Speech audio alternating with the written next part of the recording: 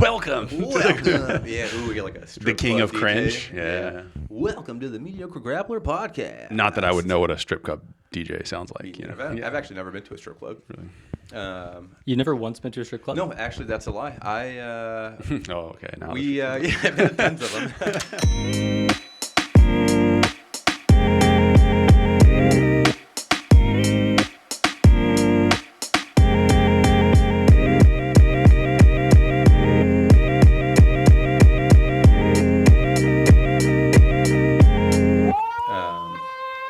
But yeah, so that's my strip club story. it's an amazing story. Thank you for sharing. Yeah, to keep sharing. Yeah, and second strip club. I have only one story. I went to Coots only one time, and Really? I will never ever go back. It I was used to love Coots. really. Yeah, well, not loved it. It was fun. I knew somebody, some people I used to hang out with, and actually just kind of met back up with him a couple weeks ago at Bill's house, watching some fights. But he knew one of the bartenders inside the room where like all the panties are hanging up. Have you been in that one? Yeah, I've been there once. Yeah, and so it was this terrible. old bartender, and this was like a decade ago probably. But he wore this apron, and every once in a while he'd flash this giant hanging dildo, and it was really funny. And I'm sure he got great tips. But we got a drink for free because they knew him, so we'd go there quite a bit. But yeah, so Coots is great. If we didn't have to pay, it was great. Yeah, yeah. Well, What's your story on Coots though? Okay, so I went to like a heavy metal concert over there. Yeah. And I took my wife, and afterwards I was like, hey, I've never been, and she'd never been either. So I was like, it's kind of like a famous spot in Alaska. Yeah. So like we'll go check it out, and I just go there, grab a drink, and like it's whatever. I'm just sitting there with my wife, and I'm there with another buddy and his wife. It was relatively early, so I was like, I figured the crazies will come out later. You know what I'm saying? Yeah. But next to us, like these, these two girls are just at a booth and they start, making out. And it's like, okay, whatever. One's quite a bit older than the other one. Did you nudge your wife over there? No. And then they had an older gentleman with them, and it was somehow I started talking to them, right? Yeah. Older gentleman as in what was that? as in pimp. No, Sugar not daddy? like that. No, it wasn't like that. No, and so This story sucks. right? No, it gets good. Trust me. And so I start talking to, my wife is next to me, and somehow I'm having a conversation with the older woman. Yeah. And she starts, I was drinking, so I don't remember everything, but she started yelling at me like, hey, give me your ID, and I was like, I'm not going to give you my ID. Yeah. And then she like just hits the other girl at the table that's there with her. And then she starts fighting the girl that she was kissing earlier. And they just like this big brawl breaks out, and then the bouncers come and take them away. Yeah. And the older gentleman that was with them was in the bathroom, and then when he came back, he asks, "Hey, do you know where my wife and daughter went?" I promise you, this is 100% a true story. And we were like, "What?" Yeah. And then I was like, "Well, that's clearly not my scene," So that was my coot story at like 9:00 after a rock concert. So And I was then like, you went and beat both of them up when you found them. No. You ever been to Coots, Drew? I have been to Coots. A lot. You had a better story than a guy with a giant dildo giving free drinks, or a family abuse story? Every time I've been to Coots has never been like an overly pleasant experience. Same, But the yeah. best time I ever had at Coots was actually during an Anchorage Police Department training. At Coots? At Coots. Is it like a meet your clients type thing? Like Was it a training, or was it just a get together? It was purely a training. So I was invited by a friend of mine, Yeah. and he at the time was working for the troopers. And he said, hey, all you got to do is come by. Like, we're going to have a couple of drinks, but mostly we're just pretending to be an audience so that the police officers can train. Yeah. And ultimately what they were doing was creating these real life scenarios where they would have to, all these new recruits on the spot would have to figure out how to deal with certain situations. And they had no idea what they were walking into, but there was basically all situations you would experience during a really rowdy night at the bar. Yeah. And it was just Coots was live like always. Like, it wasn't anything special. They just brought these guys to a bar. It was actually shut down specifically for this. Oh, So everybody there that was the audience, the bar goers, it was all kind of staged. Yeah. But it was our job to get really into it and yell Yeah. and scream and just get in their faces. And they had scenarios like as really simple as like drunk friend is uncontrollable. And Yeah. they had to use... Were you the drunk friend? No, You signed up for unfortunately, that one? no. I was just like the polite guy who yelled obscenities into their faces when they were passing by. The polite guy. That's the But polite guy. what I I was the really guy liked- hiding under the table. Exactly. But what I really liked about it was it gave them the opportunity to be creative with how they responded, because a lot of them got very physical or aggressive. Yeah. When my brother-in-law was APD training at the time, and Yeah. he whispered in my ear during one particular instance, and he goes, all he had to do was ask the brother to help. Yeah. Like, it was that little switch where aggression was an option or being clever and creative was an option. So while none of these scenarios were real, it was my favorite experience at Coots. You know, it'd be fun if it was just an open bar like usual, and they brought him in and like handle business, guys. Yeah. You imagine Ben in there just whooping everybody's ass. Giant Ben playing no games. Yeah. That'd be fun. Sounds like a lot of lawsuits there. That's There's probably what- a reason that's they don't do probably that. why. Yeah, but they should. That'd be a lot funner. Man, Ben did really good at- Speaking of Ben, Speaking yeah. of Ben and the competition. So the quintet, which was a total success. It's really fun, and I feel like there's probably only 3 of us from the morning class that did it, as in myself, Gwen, and Ben. 3.5 if you count Lewis, but Yeah. I don't know if we actually count him in the morning No, class. he's not. Just in the morning Sorry, chat. But yeah, so I feel like we did our job and like we represented the morning fairly well. Gwen had a great match. It was like a pretty back and forth. Man, so you were there for the ladies, right? You left after that? Yeah, we had to take off. Wife had Those to go to ladies work. were scrapping. Yes, Like, they were. They were going at, like, they were like really fighting each Gwen other. had a really tough match. That girl that she was going against is very I good. don't remember who it was. I've seen her around. I have to rewatch maybe like the live stream. I think she sent a video on the WhatsApp chat. She did, yeah. There was this one girl who she was like killing it too. I don't know. I think her name might have been Asia or something, but Was that Wonder Woman? was it? No, that's Stephanie. Okay. She's the leader. She does the women's self-defense Oh, class yeah, on yeah, Saturdays. Her and Hunter.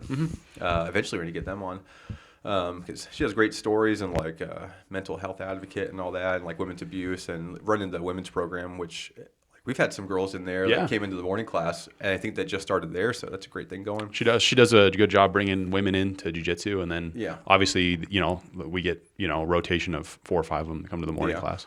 And they all did really good. Like I was really impressed. Like obviously we've only seen like we only really see Gwen, I feel like, and Yeah. then a couple of them like you said they rotate in once in a while, but not enough to give you like a real feel of like how their jiu-jitsu is. Yeah. Especially like with us, like we have to leave like at 7:05. Yeah. So like that's kind of a bummer. So like even if like maybe they do stay in roll, like I'm not there to see it or I'm not there to roll with them or like most people. But yeah, they were really going out. They were getting some aggression out and really good jiu-jitsu. Like they had some tight positions. Like I saw some girls get out of some nasty arm bars. There was triangles going. There was like leg lock shootouts.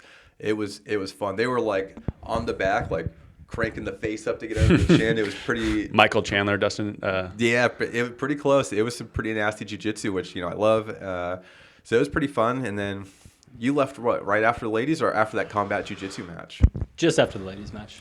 So the combat jiu-jitsu one was pretty fun too. There's probably a live stream of it up somewhere that we could find.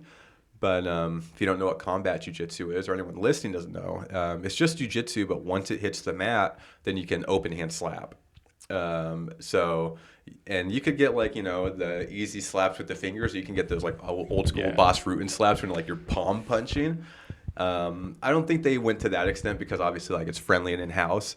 But there were some pretty good slaps and a couple times where they faked to come up or they faked to go down. I think it was faked to come up because then he slapped him when he like tricked him into it, and it was so fun to watch. I'm glad. Do you think there needs to be more of that in jiu-jitsu? Like do you think that combat jiu-jitsu has a place for the casual jiu-jitsu practitioner? I think, man, for like the casual practitioner or like the casual like viewer, if there is such a thing. I mean the casual, because there's not very many people that watch jiu-jitsu that don't participate. Yeah. It's less of a exactly. it's less of a observation sport. So I'm saying in terms of, is combat jiu-jitsu something that the average practitioner should be adding more to their jiu-jitsu? I totally think so. So I think I was like emailing you guys back and forth or whatnot, like while I was in Florida still.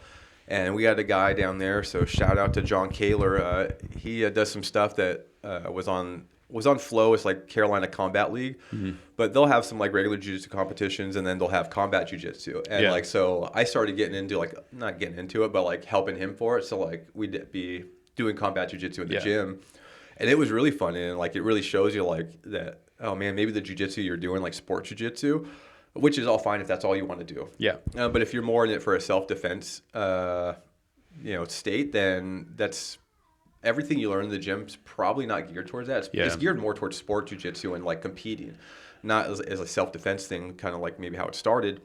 And so when I did it, I just noticed like all these leg attacks that like I'm trying to enter into, then it leaves you really vulnerable. And like you'd see that on, MMA too, like on one, like you watched Gary's last fight against Tom Lee. Going for that leg entry. And waiting for the leg. And it was, for MMA, it wasn't a good leg entry because like you're wide open. Yeah. Ryan Hall too. Yeah. And man, you remember that match when like all he did was try that same leg entry? Same entry. So, I was so boring. Yeah, because I know like at the school that I started out at, every Thursday night was combat jiu-jitsu. So they were like all about that it?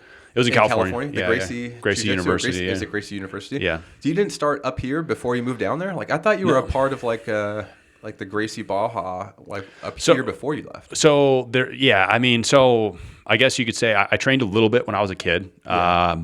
I actually showed up to the kids class and kind of got kicked out. Not kicked out, but they just looked at me and was like, "You're not training with the kids." Like, you're a giant. Yeah. Yeah, because I was probably, I was still 250. You know what I'm saying? Like in 8th grade or something like really? that. You know? Yeah. So when I was in 8th grade, actually, I was like 225 and I had to lose like 35 pounds to make weight for football. Otherwise they wouldn't let me play. Cause you had to be like, they have like weight limit for football. Oh yeah. It's in Pop Warner too. My kids had to weigh in. Like, yeah. So then I made the weight for football. And then by the time high school rolled around, I was pretty Do you remember Not Another Teen Movie when like you hear about that 40-year-old lady posing as a high school student? that was a joke back then. That's what everybody said about you. Yeah.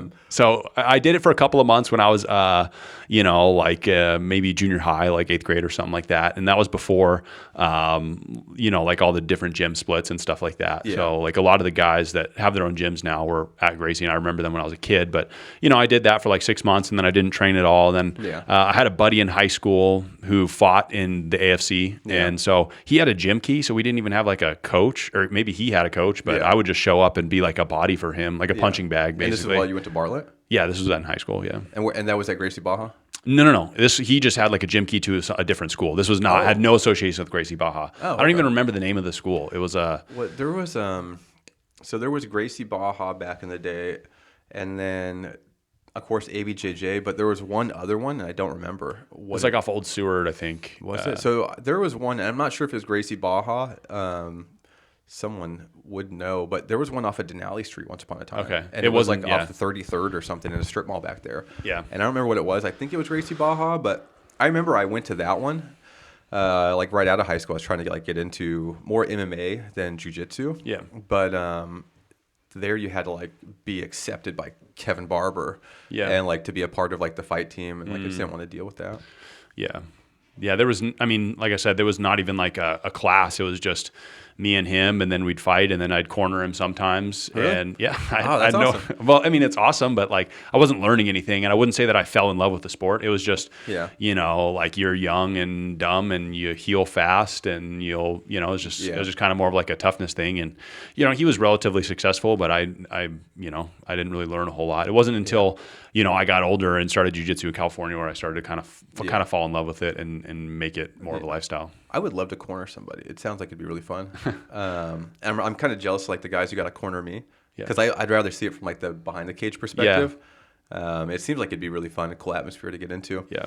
But you're pretty desperate if I'm cornering you, or especially if I was cornering you back then with zero experience and still in high school, and like first I'll give you water between rounds. My first two fights,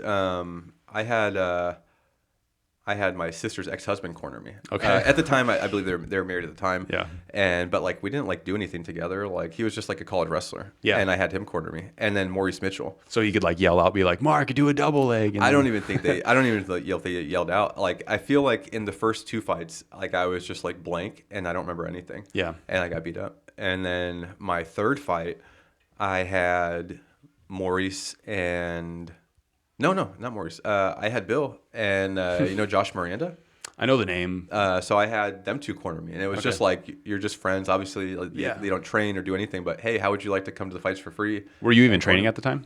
No, not really. Yeah. But I won that one. And So- I took it more serious than I cut weight for it. Yeah, so you were one step dumber than I was. I would train and corner people, and you would just I fight. would not train and fight. Yeah. It just stemming off of thought I was tough in high school. Yeah, you were tough. I thought I was, and then so you know what? I thought I was tough, and then even up until my third fight, like my first two, I was like, maybe I'm not tough, and my third one, I was like, I'm tough again. Yeah, And then you needed that validation almost. I think so, and I would like, not now, because like now I feel like I'm just old and like brittle. Yeah. Like it's hard to make it through jiu-jitsu class. Yeah, like a yeah. week. Like right now, I sped here from open mat, and like now like everything's tightening up and sore. Yep. And like my 2 minutes of competition yesterday, like every muscle in my back's tensed up and from I think just being like cold and like the tension getting into me. But yeah, so I had them, and they're cornering. I'm pretty sure they just yelled out weird things like "computer blue" and stuff like that.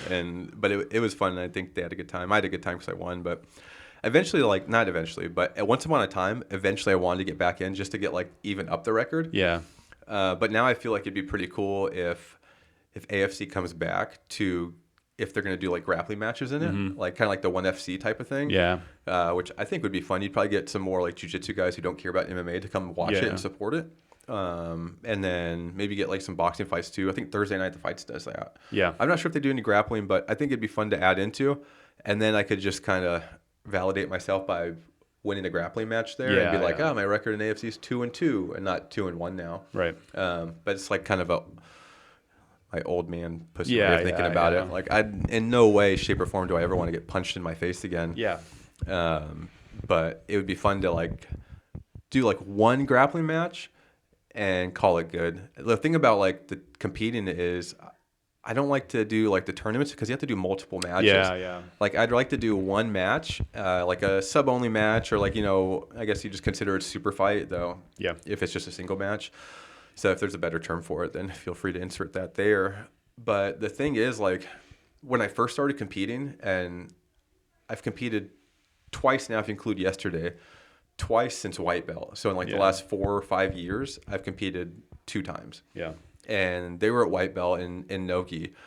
And, well, one in the gi, one in the no-gi, because there were state competitions up here, which obviously competing up here is pretty limited.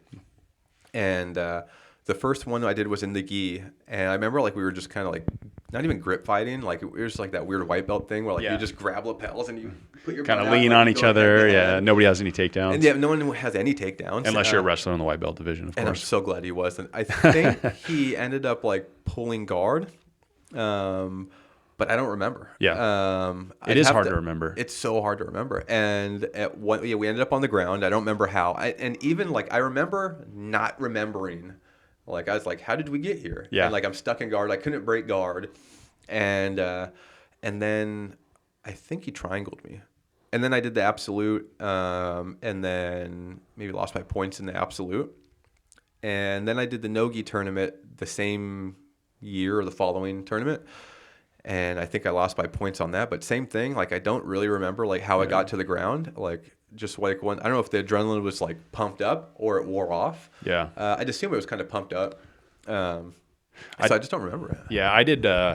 My first tournament I did as a blue belt, and I had the benefit of being like 60 or 70 pounds more than my opponent. You know what I'm saying? And so that's always nice. Was it just like the biggest weight class? Well, it was the biggest weight class, and I don't think there was anyone in the lower class, and so the guy had to like move up a weight class, and so you know, he did well. You know, it's not like I dominated him. You know, it was like I shot a double leg with like 30 seconds left because it's not like I normally shoot double legs. You know, but I knew that there was, you know, limited time, so I was like, oh, you know, we've been pulling on each other's collars for a while now, and I'll, you know, go for it, and I went for it, and then I got an advantage point at the end, and so that's how I for like a near takedown. Yeah, something like that. You know, was that in California? Was that IBJJF? So no. I have done IBJJF. I did the Seattle Open, and then I've done the LA Open, and then I did the state tournament twice. The state tournament up here. Yeah. So my first competition ever, I did the state tournament. I had 2 matches. Yeah. You know, I did well at those. I won my division. I didn't do the absolute, and then I went to the Seattle Open. There was only one other guy in my division at blue belt, and then I won that match, and then I won a couple in the open and then lost in the open, but didn't podium or anything like that. I would like to do a tournament that only has like 1 or 2 guys in my bracket. But you got to gain a lot of weight for that. Yeah, Ultra heavy's great that's place. probably true. But then the thing about that is like you pay $100 and $120 for one match. I want to compete. I signed up for one competition in Florida, and I only signed up because brown belts and black belts competed for free. Yeah. And I was like, well, why not? And then I signed up for another super fight show that our gym was putting on. Our gym owner, I think, was putting it on. And unfortunately, like not enough people signed up for it. So I didn't get to do that one. You did that one in Florida, though. I did do the one. You did well. Yeah, I got bumped up to a higher weight class. I'm not sure how big he is. Like comparing people to myself is kind of weird because like I probably sometimes look more than 170 pounds. Yeah. But I'm not. Like I'm a pretty fragile gentleman. And he was he was more muscular, which most people are, than me. He a little shorter, but he probably weighed a little bit more. But it was in a higher, I think it was like under 200 pounds. And then the black belt division. So like 170 pound brown belt. Though I felt good about it, and I do remember that whole match. Like I went in there ready for it. Like, I knew what I wanted to do. I wanted to wrestle because down there I started working on my wrestling. Yeah. And I started working with the guy that does combat jiu-jitsu, John Kaler, down there. Another guy, Travis, down there has really good wrestling. They just grew up in like high school wrestling, and maybe John went on to do like some college wrestling. But so I started working on wrestling down there. So I wanted to start on the feet. I wanted to showcase like I've been working on wrestling. Yep. And then he did really good job of like pulling to like X guard and like how we even ended up from the feet into X guard and getting that sweep. I was like, yeah, good for you. Like I'm not like agile enough to pull X guard. And which I wasn't too upset. I was bummed out that I didn't get a wrestle. But in hindsight, I ended up on bottom, and I'd rather play on bottom. Yeah. Like I have a top game, but I'd rather just be lazy and play guard. And then he just kind of stalled in guard the whole time. And like, I don't play close guard. So it's not like he couldn't break guard, or like had the option to get out and like start passing. He just kind of stalled and had a good base. Like he played the points, which I hate. He got the sweep, so he got 2 points. And then he just stayed in a really tight hips hard, and like the defensive butterfly position. Yeah. And like his base was so good, like a little bit smaller. So like he just had a little bit like more compact weight. And I just couldn't like get him off his base. He had a really good base. And eventually, like we were, most of the way through the match, then he decided to move. And I think he tried like some real dynamic pass, like over. And I went with it and like caught him in like a Darcy Anaconda. And he did a really good job of like stopping my, the secondary arm to lock up behind his back. So I had to abandon that. And then, they gave him at some point they gave him points for side control, which he didn't consolidate side control. So while we were in the match, I looked over at the board, he had 5 points for the sweep and side control or whatever the points add up to. Yeah. And I was like, well, there's no way he got side control. He never completely consolidated, even got past the leg all the way. I still had it in there. And so I don't know, maybe I started getting in my head on that. But then he tried passing. I locked in, didn't lock in, but I threatened him with the Darce or Anaconda, one of the two. I think it was a Darce, and then he got out of that. I had to abandon it because I couldn't get my secondary arm free. And then I had a near back take, and I'm just gonna say I felt like my back take was just as close as his side control. Yeah. And Roger said the same thing. He's like, I'm not sure where he got side control points from or there's 3 points from because he didn't consolidate. And he said the same thing. Your back take was just as close as side control. Even then, I'd have been 2 points behind. So not a big deal. But I felt like the rule set I is more like a sub only rule set. Do you like the longer matches though? No, I don't. 10-minute matches, so shorter matches. I'd be completely fine with an 8-minute match. Yeah. I'd be fine with a 5-minute match because I want to get moving and do stuff. Even though I want to play a lazy guard, I want to attack from guard. So question though, with IBJJF, they reduce the time for older grapplers. Oh, you know what I'm saying? Yes. As in masters divisions. Yeah. And that sort of thing. But you just competed yesterday with sub only, right? 10-minute matches, and there was 0 rest in between, back to back. That was a bummer. And so this literally they had the guy waiting, so that the second that guy walked off the mat, it was match. It was as short as time as you could possibly make it. So pros and cons of that. Pro is when it's your turn to be the next guy, which the guy that I went against the first round. He's a pretty big guy, and He was, yeah. he kind of, I don't want to say dominated, but he did really good. Like I believe getting on top. I'd have to really rewatch it, but I don't think he spent too much time on bottom carrying weight. You know, so in my spot, like me coming in, like all right, I get to take advantage. Yeah. But the con is, well, if you win, the next guy on the Next other guy team takes gets to do the same thing, Yeah. and I feel like I don't compete enough to deal with that. And to kind of round back to the Florida thing, I remember every second of that match. Yeah. And for the 2 competitions I did before that, I don't remember any of the matches. Like I just remember being in there, like, how did we get to the ground? What happened here? So going into this one, even though like it didn't go my way, I had a game plan of what I wanted to do is wrestle and then find a sub from there. I just wanted to wrestle. That was my game plan. Yeah. And I'll figure it out once it hits the ground. I ended up losing it by points, but if it was like a sub-only rule set, then like that's what I want. Like I attacked more. I had better positions. Like you sat in defensive butterfly the whole time and just kept your base. It's not fun to watch. As soon as you tried to do jiu-jitsu, well, now I'm locking up submissions. Now like I'm starting to get the back. Now I'm advancing. Yeah. And you know, depending on how you look at it, like again, I lost by points, and that was the rule set. So he won perfectly fair and square and all that. But that's why I hate points. Like if you get a sweep, well, you could just stall for the next however many amount of minutes, or you could play the border. And now if you get taken down out of bounds, you don't get points for that takedown. You just restart in the middle.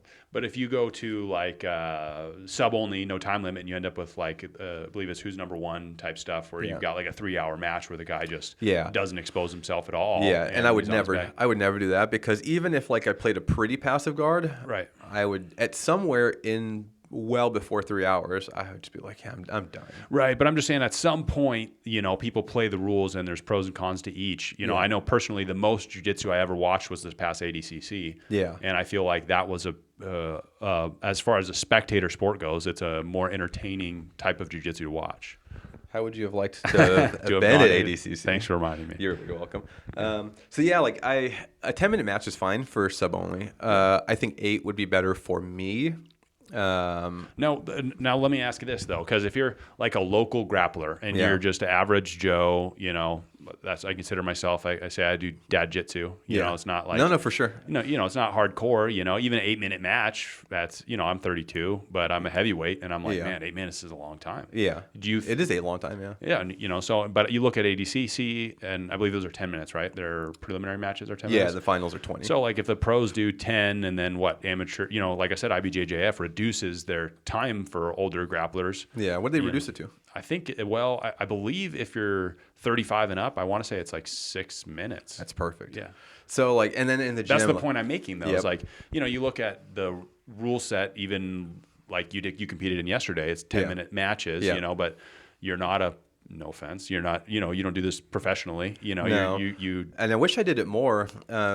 Because like 10 minutes is a long time. The first one, obviously, it only went 20 seconds, and then I got the tap in that time frame. Yeah. And then the second guy came in, which is the con for that one. Yeah.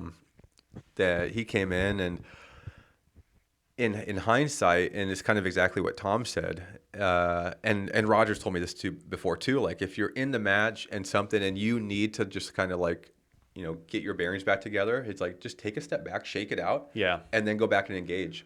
I didn't do that, and I should have done that. They're not going to give you a passivity call. Exactly. You know, you can just kind of like back up a little bit. And he could have just walked towards me, and it would have been fine. But it'd give me like a brief 2 seconds to just be like, all right, that match is over. The next one's starting right now. This is what I need to do, or this is the mindset I need to be in. Yeah. I didn't do it, and you know, obviously there's tons of shoulda, coulda, wouldas in hindsight, and he also did a really good job. The second guy did a really good job of like playing kind of a mental jiu-jitsu too. And I just wasn't even prepared for that. I don't even honestly think I was prepared for a second match right away, but that's what we signed up for, so that's what we did. And he did a great job of like, and he sat guard. And I'm like, I want to play guard. All right. I wanted to wrestle, but then I wanted to play guard. And he sat guard right away, so kudos to him for playing his game and sticking to his game. And then like, so I get on top and like the half guard, and I kind of like squat into half guard. And then he starts talking and like kind of being friendly, like, I have really bad cardio. Let's slow this down a little bit. So then I kind of like play into that a little bit. And then, so I was like, I already had like that adrenaline dump. And so I'm already like getting like kind of gassed out from like all that adrenaline wearing off after Yeah. like 20 quick hard seconds. And now we're right into the second one. And then so like all this stuff's going on and like I feel like I'm just kind of like mentally breaking. Yeah, like I can't like hold it together anymore Yeah. to a point. And then I go, something happens. I give up top position, and like he kind of goes for a sweep, but like I really give it to him because I want to play bottom. Yeah. Like that was what I wanted to do, and I was like, I need to stick to this game plan. We'll give this up. I'll play bottom, and then he just stands up and walks to the center. At the time, I didn't know if like they reset it, but watching back the video, I'm pretty sure he just stood up and walked to the center, and then he sat the guard. I was like, what's going on here? And then like I didn't want to have one of those matches to where we're both playing on our butts and like pulling legs back and forth to each other and have like a boring match, Like a butt scooting. that butt scooting match. So I was like, all right. So when I go back over, I sit for a second, but then I immediately start coming up. I'm like, all right, I'll play top. And then I do a shitty back step. And at the time, I kind of feel like I didn't care it was shitty because I'm either going to get the back step, which looking back on it, like there was no way I was going to get that back step. Yeah. But I didn't care because if I missed a back step, well, I end up on bottom and I can play guard. Yeah. And then I can get, better leg entries that I like or that I actually do. The only standing or like, leg entry that I'm not on my back on is that back step. And I need to like open up my arsenal. So I need to be on guard. And then I just had like a mental lapse. Maybe I wasn't expecting for him to, or like I was just already kind of mentally out of it. And then he just kind of slid through the guard as I played back to my passive on my side guard. And I slid through the legs and immediately went for the Darce. And that one hurt because like the Darce is my move. Like I don't get Darce. It's your I move. don't. Yep. Like I know it. And He got you with your own. he got me good. Yep. And for me, like the Darce works, so I have long arms. It's easy to lock up. Yep. For him, I bet once he does lock it, he has shorter arms. Yeah. But so once he does tight. lock it up, it's tight. So like I did what I could. I got my hand on the hip. I had good space, and somewhere in it, I thought I could adjust to get a little space. But again, I think just being mentally fatigued and mentally weak in that moment, that I probably went the wrong way looking back at it. And then I felt my head twist to the side and get the kink in it. And then it was just kind of obviously downhill from there. Yeah. Again, like we don't, and especially in the morning class, like you don't roll hard enough at 6 a.m. No. and It's by design though, partly. yeah, it is. And we should start it, and then also without competing I guess, a lot. should we start it? I think that's a good question. Yeah. I think that, a lot of the grapplers in the morning class are there because they are working, you know what I'm saying? They have kids, they can't make the night classes. Yeah. We have a lot of people that are in their mid to late 40s that are doing class with us. And, I think that a lot of those people are not interested in fighting to the death. Yeah. And I think that there is a time and place for that. And we do push them, at times. And we do have our classes where we up the intensity. But as far as the day-to-day goes, I think, we try to keep it relatively relaxed where it's kind of a class for everybody. Yeah. And for anyone who is watching or listening that doesn't know, David and myself, with some help here and there, teach the 6 a.m. class at Legacy. So that's kind of what we're talking about. It's like how it should be structured and how it is structured. But yeah, to that point, it's like it's mostly people doing dad jitsu. Yeah. Right? Going Dad back jitsu, to that. yeah. And at 6 a.m., like how warm are you going to be at 6 a.m.? Yep. And like we've had like some good warm-ups where we start standing to like really get stuff going, and which I think helps because like how often do people start standing in rolls in the gym, especially at 6 a.m.? Like nobody does. Right. It's been pretty fun for that, obviously, besides Dan, is that guy Travis. Like he'll stand. Yeah. And he's got his judo background, so he's not afraid. Yep. So he's been pretty fun. And he does old school judo, so Yeah. where he could grab legs. Oh. And I heard something, I think it was at AGA, they were saying why they took the legs out is because wrestlers would come in and just dominate. Really? So then they took grabbing legs out of judo and only made like upper body, which that. makes sense. And that could or could not be true. I wouldn't know, but it makes total sense. Yeah. That like a even a high school wrestler just comes in and just dominates everyone with singles and doubles, you know? Yeah. Well, I mean, and they dominate the jiu-jitsu game with singles and doubles. And they definitely could, yeah. Which is why we have like high hopes for Dan and high hopes for Drew over here to use that wrestling background and really get into it. I was just thinking about that. Those, in terms of developing your standing game. Yeah. It seems jiu-jitsu guys really struggle at that for various reasons. Yeah. And just like, we talk about the morning class and, doing dad jitsu and, we don't have a whole lot of time. Yeah. Guys can't hang out for another hour or two after class. Yeah. They got to go to work. And which is our problem. Like we have to leave at 7:05 pretty much. Like we had to get like kids to school. Right. And I'm not trying to start an hour earlier. I'm not trying to start at 5 a.m. Oh, no. So six is tough by itself. I couldn't imagine anyone starting earlier. But some things I've been thinking about with our morning classes, how do you pack that hour full of time of developing skills, Yeah. And not like, I think that the traditional jiu-jitsu warm-ups can have their place, but, for the most part, we try to get right into developing skills. Yeah, to try to pack that hour full. But I think if we like kind of switched it, and this is kind of maybe just hitting me, is if you looked at it like a long-term project, like you have forever to develop these skills. Like all these people have to do is stick around. Like they just can't get the blue belt blues, or they can't leave at white belt because they're not progressing fast enough, or whatever the case may be of why you stop doing jiu-jitsu. Mm-hmm. But and like I said, I think our stand-up warm-ups are great, and getting like 5 to 6 minutes of like just grip fighting and just moving around or getting to a fit. Like it's enough, like, because obviously stand-up in jiu-jitsu is so tiring, right? Like it's like the standing up and sitting down and getting back up, like it'll wear you out immediately. Yeah, takedowns are tough. And it'll also like get you in that mindset of like, all right, to like stay focused through the takedown, and whether you're getting taken down or you're taking them down, like to know like, oh, I got this takedown, I need to start passing immediately. Yeah. Or I'm getting taken down, I need to regard immediately. Yeah.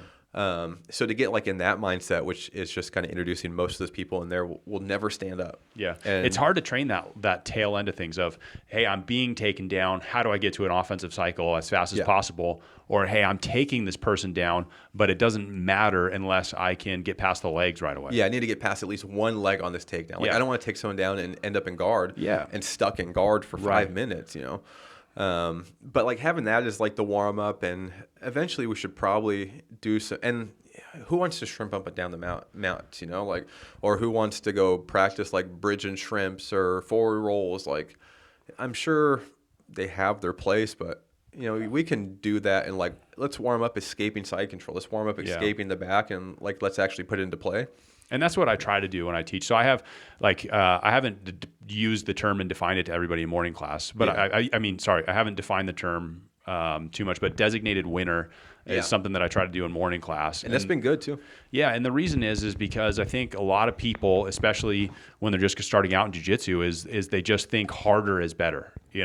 They think as long as I'm giving 100% effort, which it can have its place, but you're not necessarily helping the other person get better if you're, if you know that the move that they're trying to work on, and then you're just giving 100% resistance to that move, you're not helping anybody. And so we try, what I've been trying to do is for our warm-ups, I'll be like, okay, we're going to start in close guard, and then we're going to do, X moves or this or that, and maybe work a series and then try to review from the class before. But then like with that, like trying to pack everything in the hour, which like we still have to pack some stuff in the hour, consider, and even keep in mind, it's that long-term picture. Like we don't have to pack stuff in necessarily. Like we have forever to teach this. True.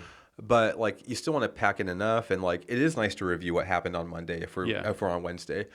So, but then like where do you draw the line? Like if we want to end at, say, because we start at 6, it gets over at 7, we have to leave at 7:05. Like it'd be nice to end at 6:45 or 6:50. 6:45 would be even more ideal, because then we can get rolls in. Yeah. And even if it's just light rolls moving around, like the thing is, like last week, I didn't roll at all. Like I wasn't feeling too great, and it was just tough. And most of my rolling gets done in open mats on the weekend, because I don't have to. I'm not stretched for time, or if something happens and we teach over, then I don't get a roll. So then like the day I'm supposed to get my rolls in, like to get like back on track and to get everything tight again, like now like I have to do that in a little competition. Yeah. It's tough. So like it'd be nice to be able to structure it so we have our nice warm up that actually warms everybody up. And like I said, whether it's escaping positions or working some stand up, either one is great. But how many moves do you teach a day? And do you review? Are we strapped on time? Like, are we going to review everything at one time and then teach 1 or 2 new moves? Because you're going to warm up until 6:10, and then we're going to review. So that might be something to do. Is like you review everything in one move, in one showing. And here's your guys' 5 to 10 minutes. Just work on this of the 2 to 3 moves we showed on Monday. Drill that now, and then we're going to get into 1 or 2 new moves. So then you're kind of packing in 3 moves in the day, though the first move is the series you did of all of Monday or something like that. Yeah, I mean, I've been putting some thought into this because I've been thinking, I'll use a couple examples. Yeah. So this past week, you taught side control the week before last week, and then I taught side control last week. Yeah. And so we spent 2 weeks on side control, but we haven't. In my opinion, it's like, okay, we've done a lot of side control teaching, and we've done some side control in the beginning. Yeah. I've tried to do some like trigger drills where, breaking the frames down and getting chest to chest. Yeah. But as far as like skill acquisition, I think, 2 weeks is a long time to spend on a position, but at the end, like all we've taught is like that series, you know what I'm saying? Getting your kimura, getting to north-south, exposing the arm, arm isolation and stuff like that. But then we're on to the next thing. And it's like, have the people who just learned that series truly developed the skills to use what we taught? And we're already on to the next thing. And I've thought about this about some other stuff that we've done. For example, I probably spent like 2 weeks on butterfly guard. Yeah. And, no offense, morning class, but we're not great at butterfly guard. No. But the question is, when do we force positions on everybody and say, okay, we're going to drill butterfly guard or do positional butterfly guards every day until we're good at it, and then we'll move on to the next thing versus like just going on to, okay, well, we taught side control for 2 weeks, so now let's do half guard. I would run out of butterfly stuff. Like I would run out of any position pretty quick though after like the 1 week. Yeah. Because which wouldn't be bad though if like I taught my week of what I know and then you taught your week. Like I'd have to go first because everything you teach is way more technical. Like with the like diving into instructionals and all that stuff. Like you're constantly like adding stuff or little nuances to your game to where I just do the same few moves from everywhere. Right. So like so to that point, like to where like you stuff it in for 2 weeks. Like the white and the blue belt, they never even know they're missing stuff. Right. And then you mean just because they're not going to know, just in the sense of because they're stupid. I feel like a lot of people think that just because they can they know the steps, they know the move. Yeah. You know what I'm saying? And I feel like that's like a misconception in jiu-jitsu. Yeah. Is like you can regurgitate the steps that I've told you. But, like we've taught guard passing before, but they're not passing lining our guards. You know what I'm saying? So there's a gap between. But if we were to just do guard passing for the next month, people would be like, oh, morning class sucks. I don't want to do guard passing for another month. And that's the thing. Like, so you have to like put in a bunch of stuff to like keep them entertained and keep their attention and do this. Part of like and even like not picking it up though is like if you walk around, like once you show the move, you walk around and you'll be like, remember I said to grab that pant grip? You're not grabbing the pant grip. Right. Remember like I told you to get that cross face into side control? Well, you're getting like this weird double under thing in side control. Yeah. Like so like they're not getting like every detail. And a lot of it maybe is just because, they're too focused on like what you're doing here, but aside from like walking around and looking at it from a different angle, they're not willing to ask questions. Like if Tom jumps in, he teaches a class. Yeah. Like you have to like watch all these little nuances, or if anyone's teaching, like you need to see like what their other hand's doing, like what their legs are doing. Like, hey, you see when I do this over under pass and like I'm passing to my left, like I'm pinching your leg, but I'm using my left leg to push yours out of the way. Yeah. You have to use that. Like if not, they're going to track it and they're going to like stay with guard. Like, so you have to figure out those details and be like, hey, Tom, or hey, David, like, what are you doing with your left hand right there? Does that left hand have to go there? Why are you grabbing up here? Like, but there's all these little details. I feel like you have to have a certain level of understanding to ask the high-level questions, though. So an example would be Tom taught body lock passing maybe 2 months ago. Yeah. I'm not body lock passing anybody, even though I want to be a body lock passer. Yeah. You know what I'm saying? And so I talked to Tom about this. I was like, hey, you taught body lock passing, but it's not like everyone in the morning class is killer body lock passing after 1 week. So it's, how do you circle back and teach the same things? Because, or do you just be like, okay, we're going to go on to a different type of guard passing? Because, we haven't covered things like leg drag, Toriando, you know what I'm saying? Different float passing, any of that stuff we haven't taught in forever, you know what I'm saying? So, or, I guess that's another question too. Like as instructors, you and I, we do have a little bit of different teaching, the way that we teach, but I think class structure and stuff like that we try to sync up on. I think that's the biggest thing. Like obviously, like different people are gonna have different teaching styles, and like you bring Roger into the mix, he's gonna teach different, and however like he kind of learned from, and maybe. And then Tom's gonna have like that AOJ style maybe, or just kind of like what he likes and he's developed. But I think as long as the class structure is the same, like that's the biggest thing. Like people know what they're walking into, and like, all right, I'm gonna come in, I'm gonna warm up doing one of a couple different warm ups. I'm gonna learn.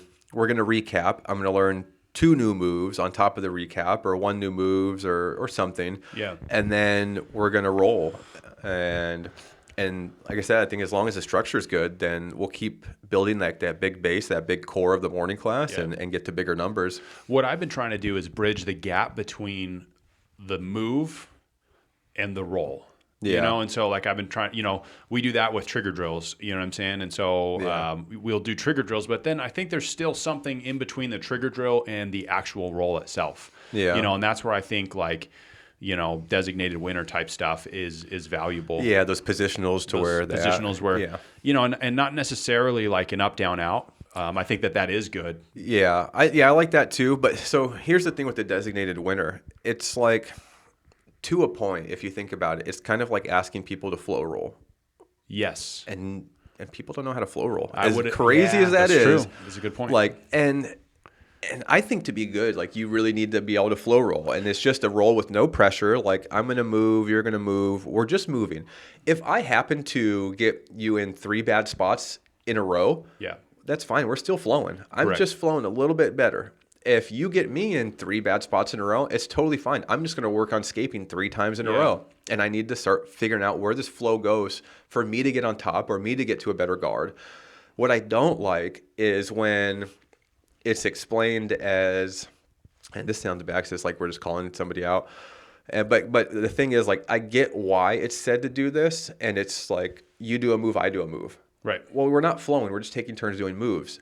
And people don't put that together. Like, I'm doing a move, you're doing a move. It's kind of a loose concept to be able to flow. Like, all right, I locked up something. Yeah, it's a skill that people really, really struggle with. Yeah. Because some people, one, they just don't want to lose. Yes. And that's why I put in the designated winner, because I say, like, hey, if you are on bottom or if you are on top, like, you're losing. You are the loser. Because, like I said, with the flow roll is – I've had it, you've had it, where you flow roll with that one person and they get in top side control and then they just don't let you go for 4 minutes and you're like, hey, this isn't a flow roll. Yeah, what are we doing? Like, so that's why I think... Bro, you're straining. Yeah. Like, what are we doing that's here? partially actually why when I do designated winner, I don't have people rotate partners. Yeah. And the reason why I do that is because I know that some people are not good partners in designated winner. Yeah. And so, I know that they're like certain people have different mentalities and they work better and they kind of pair up with each other. And, and so like I try to get people in with,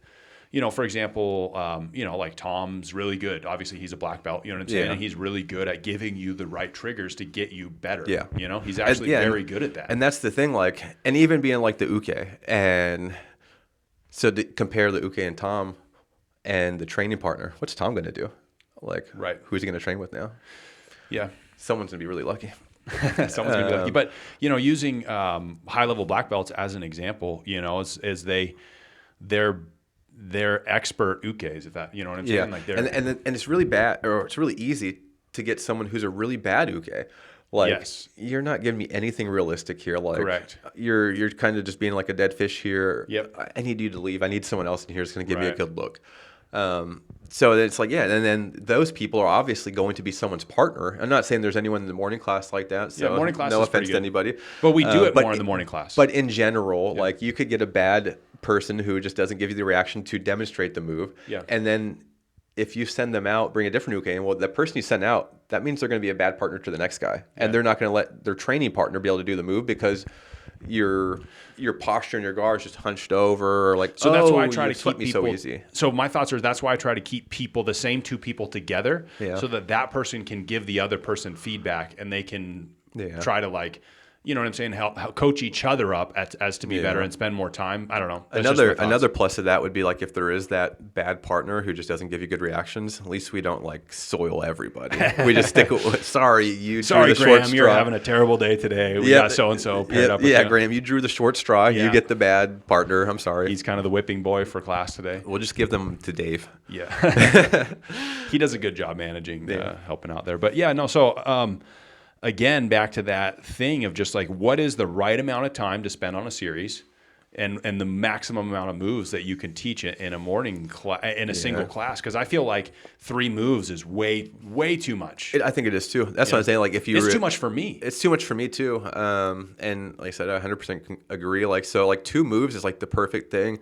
And what might be nice too is if you just do 1 offensive move from this position and 1 defensive move. Like I'm going to give you a sub from side control, but I'm also give you a side control escape or a transition to it. And maybe that would be a thing too, or like, but even then, like you're getting into too many moves. If you did a transition, submission, and then escape, you're just kind of overloading. But maybe you did like a Monday, Wednesday, Friday. Like come Monday, we're doing subs. Come to Wednesday, come Friday, blah blah. There's just tons of ways you could go with it.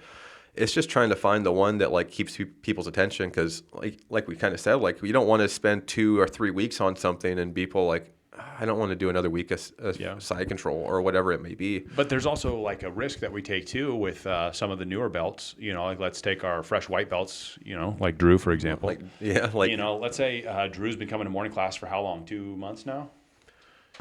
Coming up on 2 months now. Yeah, and so let me ask you a question. You know, in terms of us teaching, have you even seen us teach like a trap and roll? You know, from bottom mount. You know, that's a good one. Though I feel like I mounted you one time, and I feel like you did go for that arm, which is weird. Yeah, but that's YouTube. I'm just saying, like in terms of, you know, if we spend so much time on a single position, then white belts that have been there for 3 months don't know how to escape basic positions yet, because what we're trying to do is also not only teach blue belt material. Yeah, we're trying to teach different types of kimuras and different types of stuff. Where it's like the other week we went into like Barada platas and Tarika platas. Correct. Yeah. And then if you're like a white belt, like you don't even know what an omoplata is. But Drew's in the class and he's. Do you know what an omoplata is, Drew? It was one of the first things I had learned. Evidently, it was like a bread and butter from the closed guard position. Yeah. Like one of the main. So you came just in time. Yeah, and I guess to answer your question, I mean, I think going into this, I kind of had an idea that the entire picture wasn't going to get painted right away. Yeah. One of my favorite things that David taught me was that. Can you replace David's name with my name? Yeah, sure. Mark and David taught me was that asking how to pass guard was like asking how to speak Spanish. Yeah. And in my mind, that was a realization that like, okay, this is a deep and long journey. And while we pick up on things in class, I'll find them during rolls. I found rolls to just be an invaluable tool because it's a lot different to see that resistance versus just having somebody there that's going to sort of coax it along just because I'm a white belt. Yeah. I noticed that as well. Like, oh, they're really going easy on me here.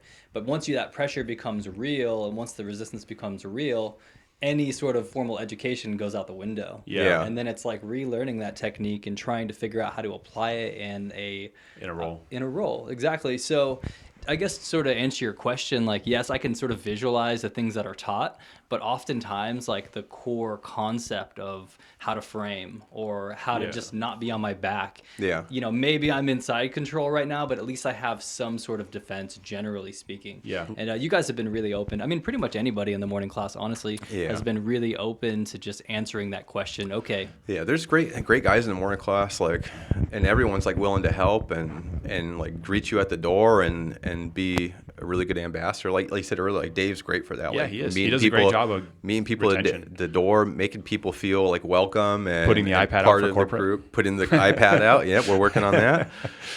All right, so I got a question for you. Yeah. When you talk about schools and you look at schools, they gain a reputation. Yeah. And I look at it as our morning classes. We are under Legacy. You know, we train at Legacy. Yeah. But we really we kind of we do our own thing for the most part. Yeah, They're not I think heavily so. involved in what we do. So I guess the question would be is, if I were to say, Mark, what is it that your students excel at? You know what I'm saying? What would you want? What would you want the reputation of your students to be? Some people, it's, man, they're great guard passers. Man, they're great back takers. That, if I say Daisy Fresh to you, what do you think? You think, Man, probably just people that like go hard or train toughness, really hard. a certain type of toughness, right? Yeah. And so, if I were to mention schools, something sticks out at you. So I guess the question would be, as one of the main instructors at the morning class, like, what would you want people to say? Oh, the morning class, the morning jiu-jitsu, like they excel at blank. That's what they're known for. Man, I'm not sure if I'd have like a certain like what they excel at, where they're good guard guys or good top players or what it might be. But I would like to get it to a point to where like there's like some really good competitors in there. Yeah. Like there are some like really tough guys out there are in that morning class, and a way to get that across one day, which I threw the idea out there to. Kind of like everyone on like the little Secret Legacy page, but like kind of like the quintet we just did, but do it like a morning versus noon versus evening versus maybe a mixture of all, so we could have 4 teams.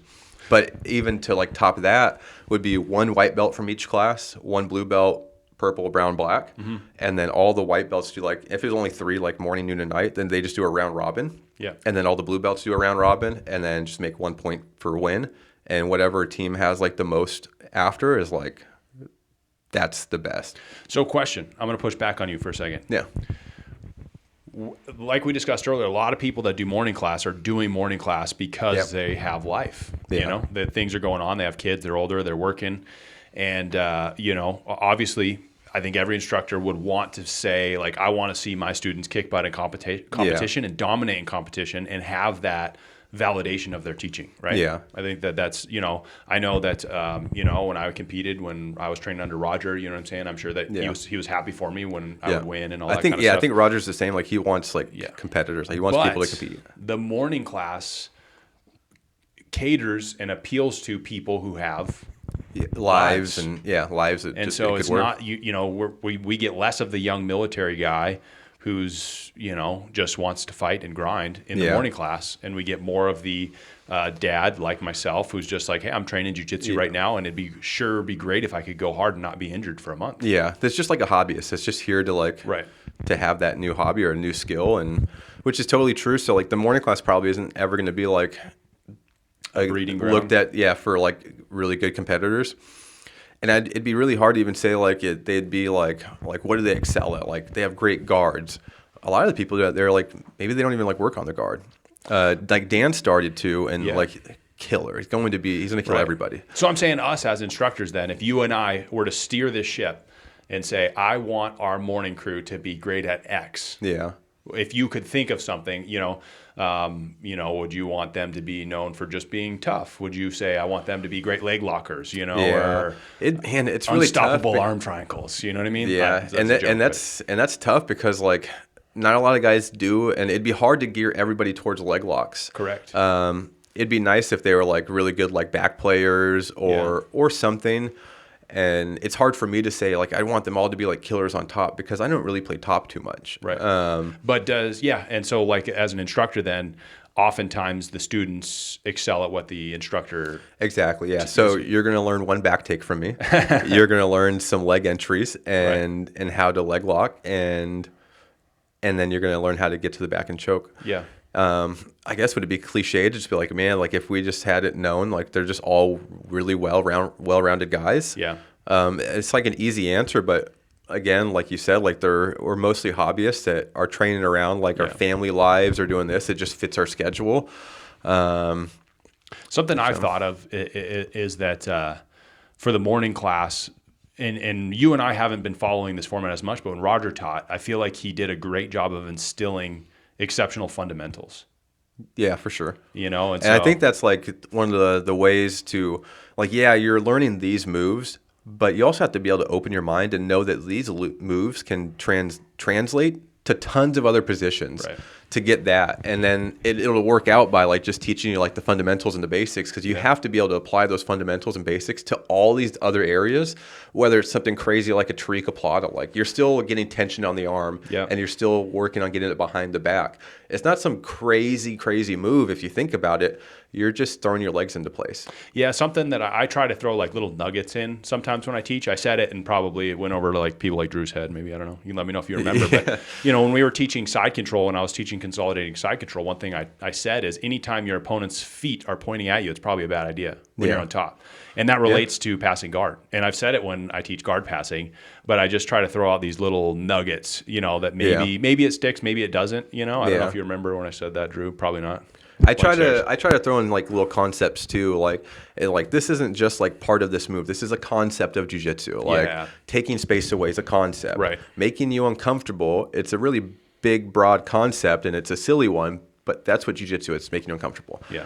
And what to do in all these different spots. Like there's just a bunch of different concepts you have to be able to apply everywhere. Yeah. And whether they're concepts or fundamentals or whatever they might be, like you just have to be aware that this move is going to translate to that move in some way. Obviously, not every single move translates to each other, but there's concepts to the Kimura that translate to the tarica plata. Yeah. And one just seems way more fancy, or the omoplata. It's the same concepts. And it's just really trying to force people to understand that. So I know we're strapped on time, so we probably wrap up there if you guys are good. And we'll just end it with thank you, everybody, for watching. The second ever episode and the first episode with the guest, our first ever guest, Mr. David Garness, Legacy's happy to be the first guest, newest brown belt, and first ever 5th stripe purple belt in jiu-jitsu. That was getting close to 6th stripe purple belt. I'm your host, Alaska's best grappling realtor, Mark Robinson. Our co-host, Mr. Home Inspector Gadget himself, Drew McCowan, taking a little off-screen time this episode. But I appreciate you guys tuning in, and look forward to episode number 3. Thanks for having me. Happy to be here. Thank you, David. Lifesaver. Yes.